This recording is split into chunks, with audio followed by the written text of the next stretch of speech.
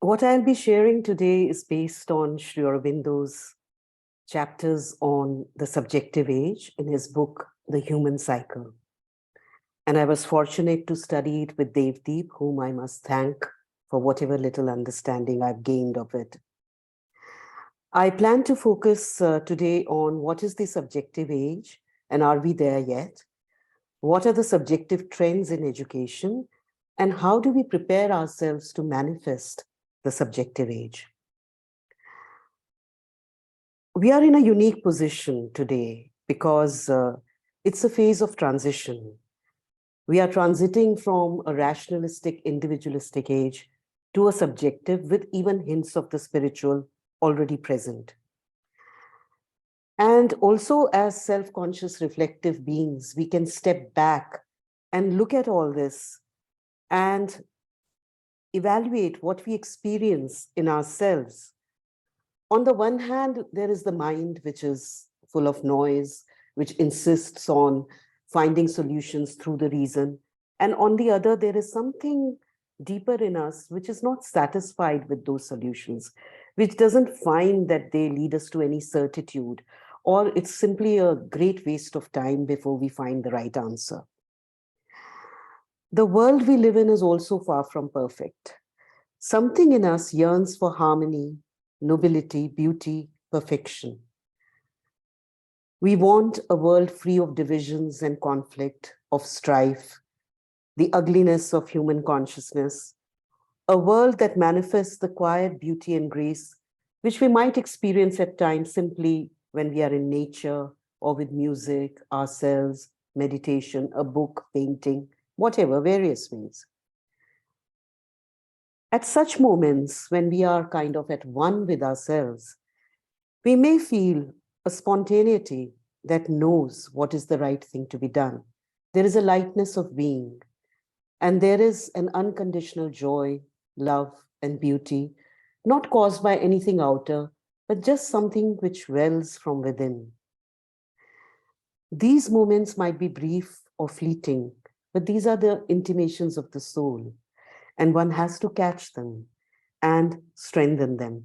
This is the push of the subjective age, and this is the opportunity it offers us. Just as the early human being would have felt that the flashes of reason for centuries before it became a norm when life could be guided by reason. Similarly, these inner flashes we experience, and they are on their way to becoming a norm, even if it takes a few decades or a century.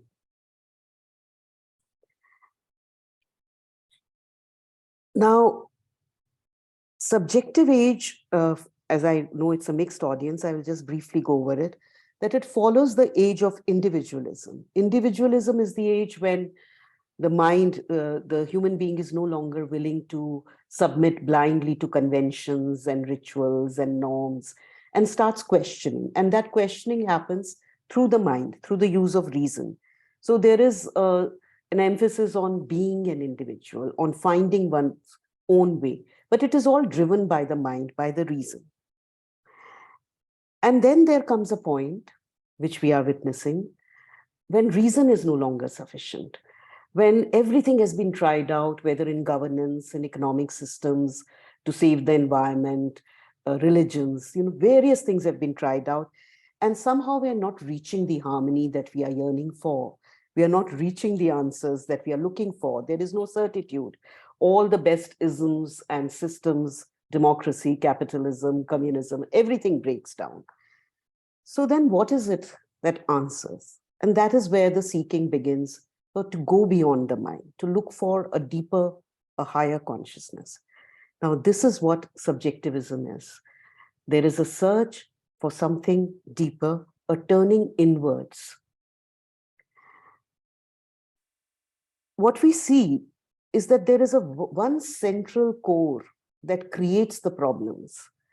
And that core, that disease, is the ego. Now, ego is a big word, but we experience it. Basically, it's the principle of divisiveness. It's the principle of self-interest, to put it simply. My good my gain at the cost of anything else. Ideologically, we might say we have moved beyond it, at least some people. But even with the best of people, when the self-interest is really at stake, we see that one slips back into first one's self-interest and then anything else. So what is required is a consciousness that is incapable of ego, incapable of ego, incapable of division and strife. It's like a chemical change. It is something which cannot be reverted back again. It is a different consciousness. Now, various spiritual and religious traditions have pointed us towards it, that such a consciousness does exist in each one of us. In the integral yoga, Sri Aurobindo and Mother have called it the psychic being, the Chaitya Purush. The psychic is like a light shining deep in the center of our being. We might come in touch with it in quiet moments. We might experience it as a silence, as a stillness, as a warmth, as a quiet smile, as a light, various experiences. The power of the psychic is that it is in touch with the true purpose of our life, and it is capable of manifesting it. But what happens is that the outer consciousness, the mind, the body, the physical consciousness, and the emotional vital, they kind of cast a veil around it, and it becomes difficult to reach the psychic or listen to the psychic. Why it has happened is another story, which we will not go into, but there is a purpose to that also. So the whole evolution is driving us towards turning to this psychic, and it's like the stage is set, and now the main hero or heroine has to come forth, and that is the psychic. Now, education makes no attempt to nurture this, to call it forth. There is hardly any understanding of it. There might be lip service to soul because we've heard it in religion, but it is not a real entity for us. Like we can say, okay, mind will do this to my life, and my life will become like this. I'll be able to organize it through the power of the mind. We are not able to say, what will we do with the soul? What is this power? Is it really dynamic? Or will it take us away from life and make us into meditating beings with no connection to the real world? The Mother and Sri Aurobindo point us to something else, because it is true that in many yogic traditions, the trend has been to take us away from life. But integral yoga, one speciality is that it asks us to master life through the power of the spirit. And the instrument for that is the psychic being. That's the first instrument. So they give a lot of importance that if you realize the psychic, if you come in touch with it and bring it forth, then you know why you are born, what you have to do in this life, and you can take spontaneous decisions which are in harmony with your purpose, with your goal, with your aim. So you kind of become a master of your destiny rather than being a victim of circumstances. Now that's a huge shift. It might sound like something existential, but even in simple things, to prepare for this talk, I spent 2-3 days just, my mind was going on and so many versions I rejected. And I was thinking, my God, if I was stationed in the psychic, it would be like this, 1 minute and the work is done. So the mind takes a lot of time. It is just like the previous consciousnesses, less developed, would labor at something, the mind is able to do it faster. Same way, the psychic consciousness is much more powerful and can do things faster. And to some extent, all of us have experienced it. We might not be calling it that, but we have experienced times when everything seems to fall in place. Everything seems to just work magically. Answers come, and we are able to be pretty wise. The good thing is that the time spirit is with us. The thrust of the subjective age is seeking this. There is an aspiration which we can see even on the billboards, the advertisements, towards self-consciousness and self-realization. There is an attempt to cultivate a greater self-awareness and intuition. Even science is moving towards that with the quantum leaps and all. There is a kind of a merging of consciousness, the subtler realities playing a role in even on matter. So it seems like the stage is really set for this to happen. Now, in education, something of this shift began in the early 20th century. That is what Sri Aurobindo tells us. Educationists such as Montessori, Dewey, Steiner, Rabindranath Tagore, and then, of course, Sri Aurobindo and the mother, instead of looking at the child as an empty vessel to be stuffed with information, the shift came that, okay, there is a being here, there is a soul here, there is something conscious here, which needs to be nurtured and which needs to be consulted even, and the capacities need to be developed rather than just stuffing. The capacities, okay, moved from intellectual to moral, in some cases physical. There were still gaps which we became aware, especially I can say for myself, when I was introduced to integral education, because the paradigm that integral education takes up is clearly separating the mind and the vital being. Generally, it is always clubbed together, and then also talking in very clear terms about the agency of the psychic. Now, these aspects are missing from education. There might be moral education, but it is not, or there might be even training of behavior, to some extent character, but it is not really dealing with the psychic or with the vital even. So the question is, what are the roadblocks? Why is not happening? In my view, one, there is very little understanding of what the soul is, like I already said, or the psychic or the inner being. And then what happens? The idea of freedom is there, but then freedom is given to any voice in our being. And that creates its own problem. And then we say, look, it doesn't work. Children become indisciplined. Freedom is not the answer. And yet the character of the psychic is freedom. It's like a little flower which grows in freedom. And the only thing it needs is nurturing and the right conditions. So this understanding has to develop. What is this inner being? What is the soul? What is the psychic? And what is the freedom that we are talking about? The second problem I feel is that the complexity of the human being is not understood. How the different parts in us pull in different directions and how they tend to dominate each other and how can they be harmonized. And again, what is the agency which will harmonize that? The mind doesn't have that power. What we think one moment, we change it. The emotions do not want to listen to the mind. So we experience this every day. I don't need to go further into it, but this is our experience, normal experience. We say things we didn't mean to. So who's in control? Is there anybody in control? And that control being really established, not a fickle, shifting control. And the third problem is, even when education is child-centered, there have been many experiments which have been done over the decades, over a century, very beautiful experiments even, where children are being taken into consideration, and a lot of interesting things are being done in education. Self-directed learning concept has come in. Evaluation is being tried out in different ways.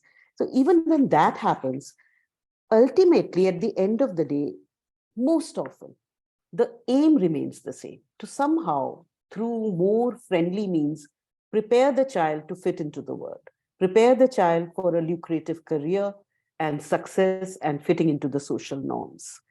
So the aims of education have not changed to that extent to impact everything dynamically.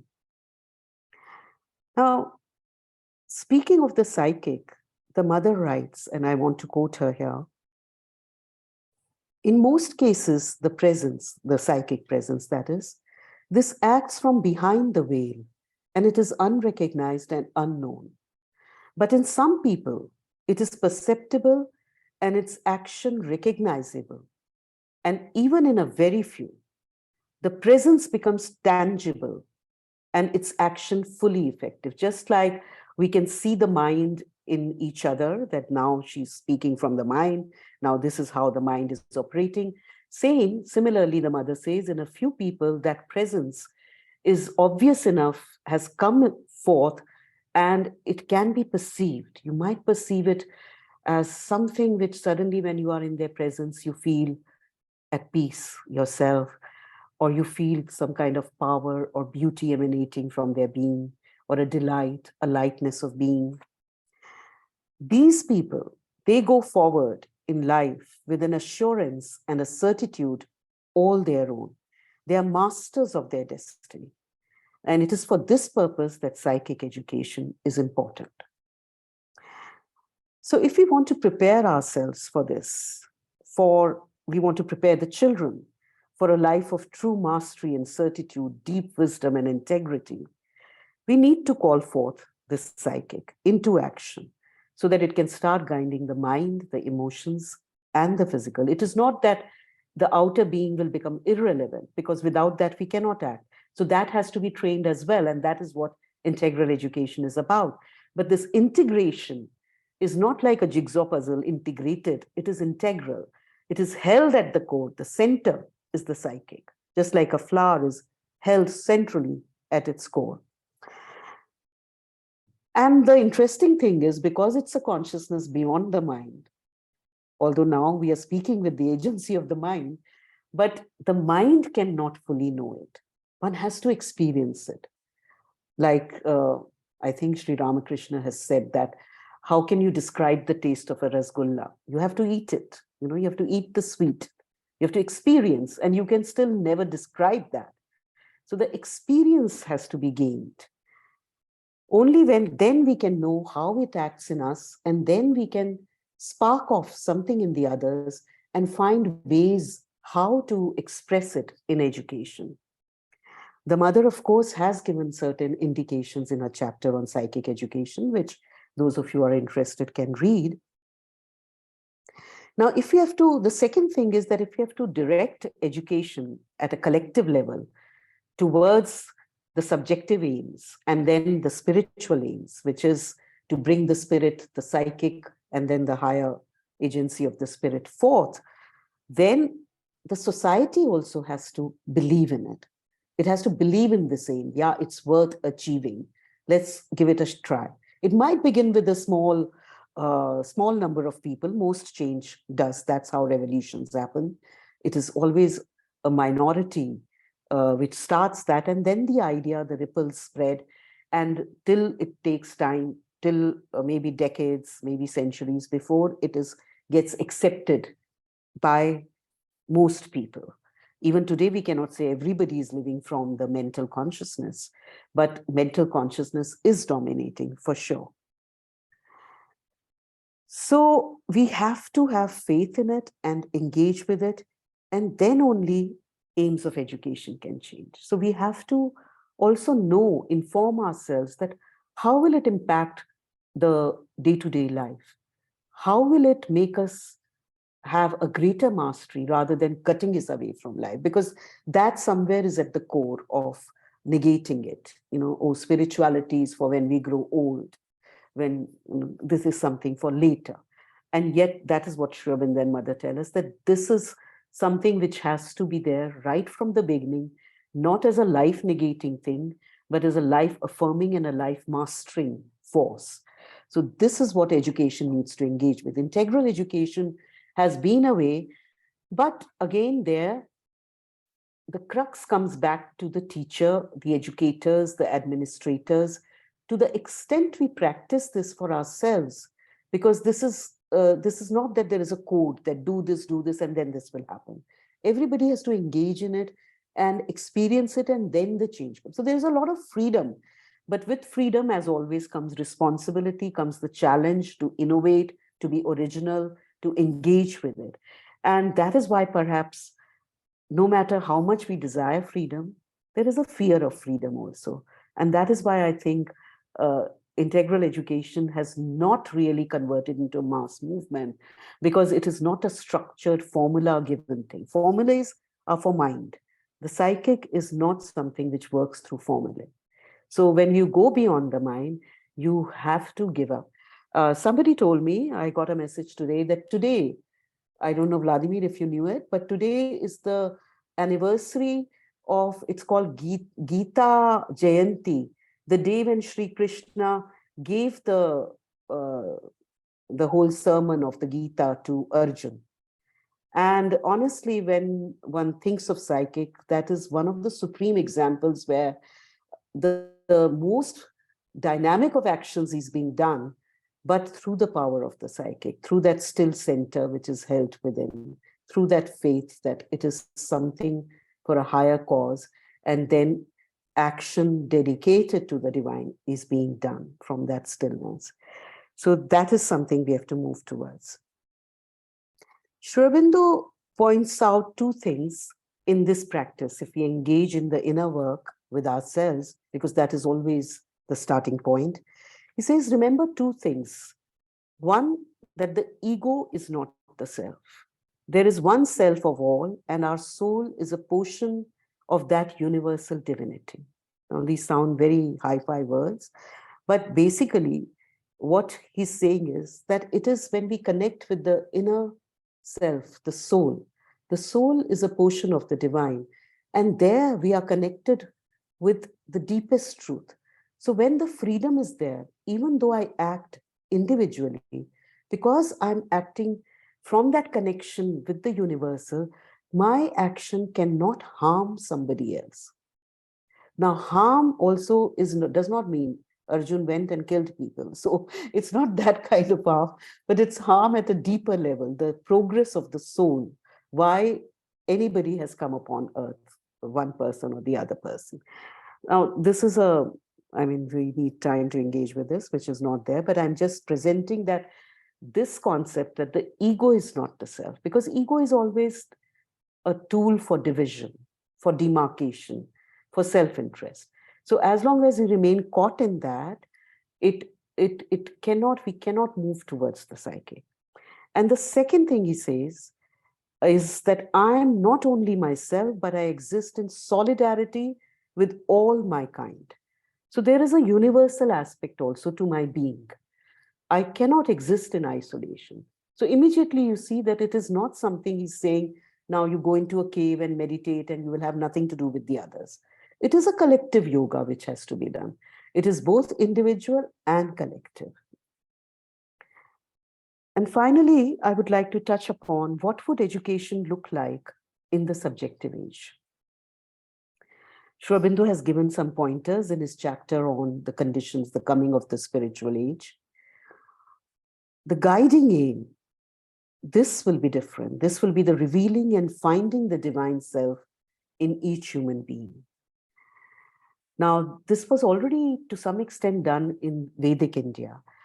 When we see the art and craft and sculpture of that time, the sciences of that time, it's never the person who's in front. It is the knowledge and the dedication to a higher purpose that is in front. And that is why it has lasted so long. That is what the rishis were insisting on, this connection with the inner self, not on worldly success and fame and signing your name on everything. That was not the aim. The aim was perfection and self-realization. And when you create something with that perfection, then it has its own repercussions. If your field is such where you will get fame, you will get. If you're king's son, you will be famous. But that was not the purpose. The second is the teaching and learning methods. They also have to change because they have to tap into inner, deeper, and higher powers. Integral education, the way it is practiced today, is still not there. I have interacted with a lot of integral schools. We have a school of our own also. I've worked in Mirambika, been to the ashram school also. That aspiration is there. One teacher or somebody may be trying, but again, it comes back to what extent am I living it? Have I engaged with it? To that extent, I can spark it off and work with it with the students also. There, both the students and the teachers, even in the integral paradigm, still have a long way to go, I would say. Powers of self-awareness, which are easier, intuition, more difficult, silent receptivity, inspiration, learning through identity, such things. Now, it doesn't mean that the mind will not be used, but the mind will be an instrument, because unless the reason is trained, observation is trained, all the mental faculties are trained, they cannot express the inspiration that comes from above. The greatest scientists, the greatest musicians, they have acted on inspiration. They have not created through the mind. The seed of that great idea is a revelation or an inspiration. But because their outer being was trained, their hands were trained to play the piano or whatever, they could translate that inspiration into something magnificent. So this is the balance that is needed. The curriculum also would be organized around this central aim.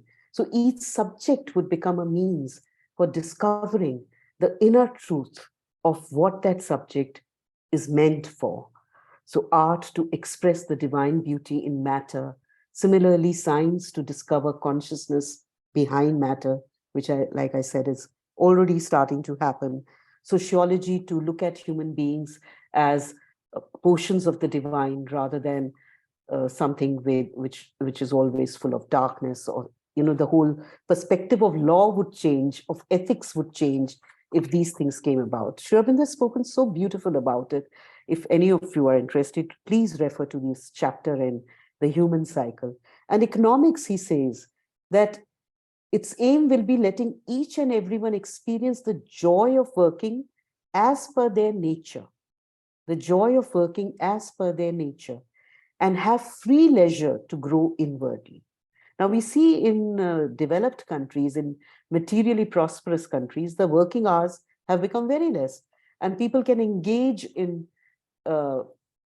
spending their leisure time on themselves. Of course, what they do with it may not be finding their real self or true self, but some people would do that. Whatever it is, this shift is happening already. But it is still a luxury for most of us to be engaged in a work that is true to our nature. And that is what Sri Aurobindo is asking for. And he's visualizing that through the subjective age, moving towards the spiritual age, this is the shift which will come about in economics. And similarly in politics, each nation as a soul with its own nature. So we have to reflect in the light of this on questions about what it would mean if you are a teacher engaged in education, in integral education, what it would mean for your pedagogy, what it would mean for your curriculum, for your learning environment, for your evaluation systems. And are you ready to make this shift, first of all, for yourself? What would it mean for teacher education, for example? So these are very interesting questions. But again, the answers do not have to come from the mind. They have to come from the inner being. And in the end, I will quote one sentence from Sri Aurobindo, maybe a couple, which very simply tell us that actually we don't have to do much, because he says, if we ever give the psychic a chance to come forward, and still more, if we call it into the foreground as the leader of the march set in our front, this itself will take up most of the business of education out of our hands. So instead of mentally planning, okay, how will I design this subjective age education, spiritual age education, once the psychic comes forth, it will reveal itself, what it has to be. So that is the shift that is needed. Thank you. It's a pleasure to have kind of a meeting with you. So there are questions here. Thank you for integral education, introducing the aspects of integral education, while the focus on integral education has been made on the child. How relevant and important is it for adult education?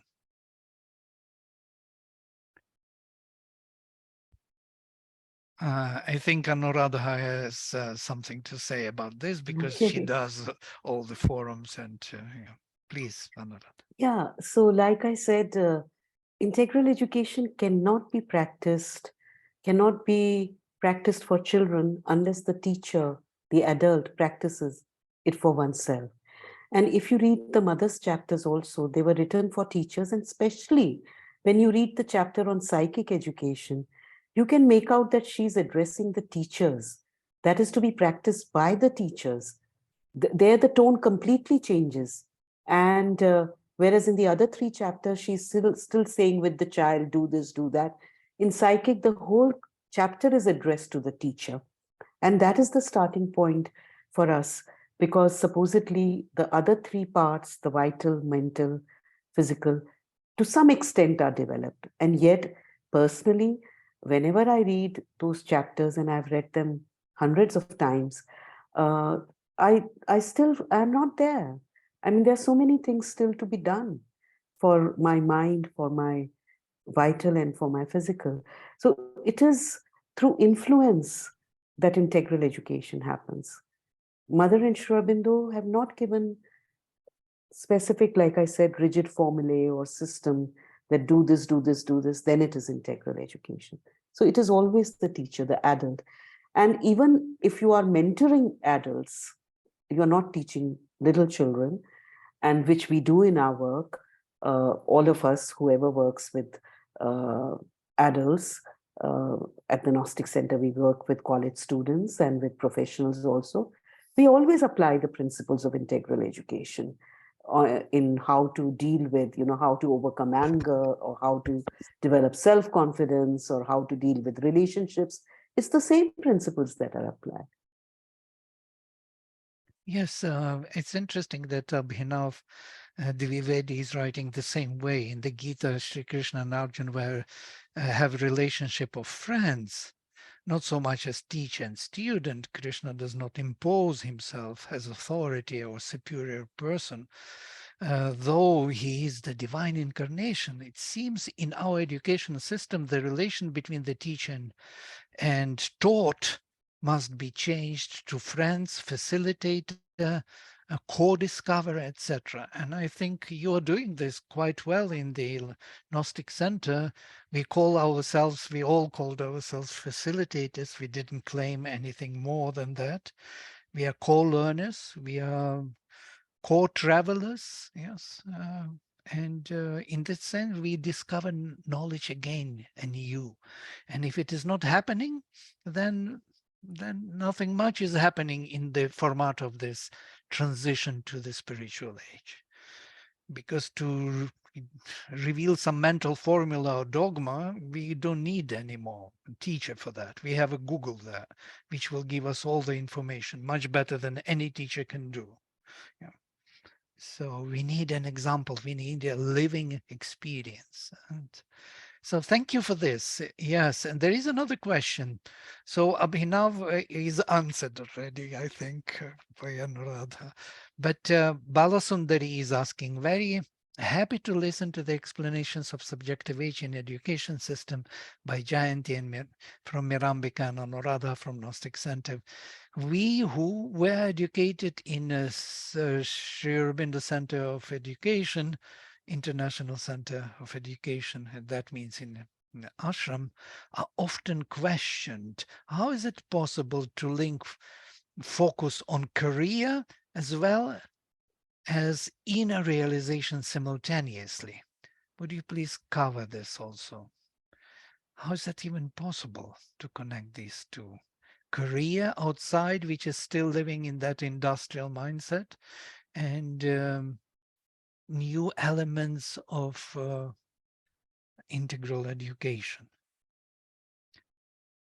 Are students who are kind of graduating from the ashram school are more efficient in the modern environment or less? Or what is happening there in that field? I would Is there not some like to advantage?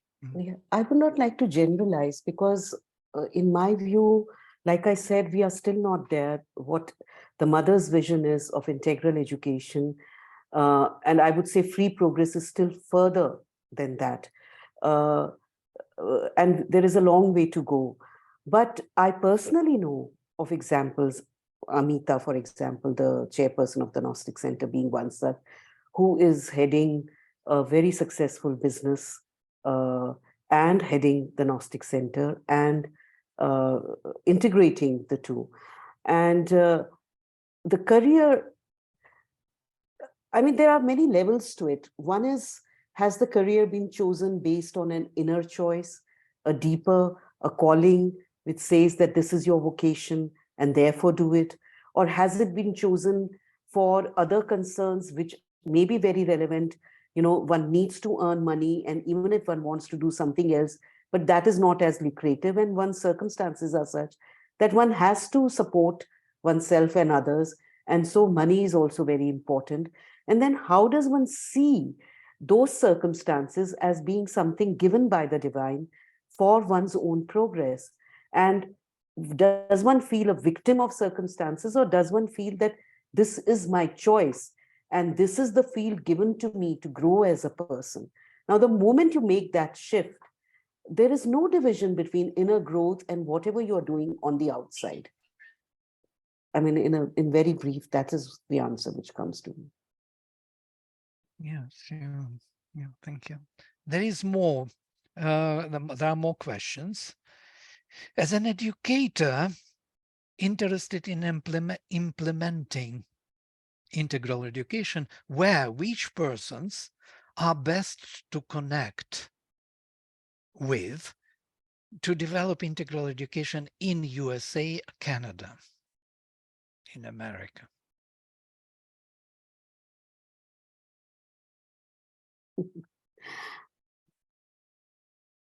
I don't know. I mean, La Grasse is there in USA. So it is right there. You can connect with La Grasse. Right. Please come to us and we will find whatever you're looking for, because we're in contact with many people in US. It would be easier. And also there is a big project which is called SCIEN, Sri Aurobindo Integral Educational Network, which is important to tap into. We have also we just spoke about several different networks which are connecting now to the bigger network of Sri Aurobindo studies. From there you don't need to be in India to learn from La Grasse or from the Gnostic Center or from Mirambika or from Auroville. It's all online, all the teachings are available. You can connect with people and then you can visit them. I guess this is the answer. There is Dawn's question from Dawn Salman. I would ask, smiling, how is it possible not to connect in a development with career? Dan Siegel has inspired teachers reaching thousands of students around the world to remember throughout the day to connect with the center of consciousness as an essential foundation for their studies. This to me is one of the great signs of movement towards true subjectivism. Constantly remember your inner being and consecrate everything what you do. Remember and offer, as it were. So what would you say on this, smilingly? I think Don is commenting. I don't think it's a question. And I agree with him, what he's saying, because the very notion of integrality is not to create this division between the inner life and the outer life, business and spirituality, and those kind of things. So the moment we create that division, it's a limitation of our understanding and our ability to hold everything together in our being. So yes, these days there are a lot of people who may not be so-called integral, who may not ever have heard of Sri Aurobindo and our mother, but as these ideas are, like I said, the time spirit is there and people are resonating and they are also discovering these ideas themselves. So there is a kind of a synchronicity and a harmony that we are able to see, and we can get that help from anywhere. That is a freedom also that is provided by Sri Aurobindo and Mother. It is the aim and the spirit that is important. The methods, each person has to find their own method, and they can look at anything that helps them.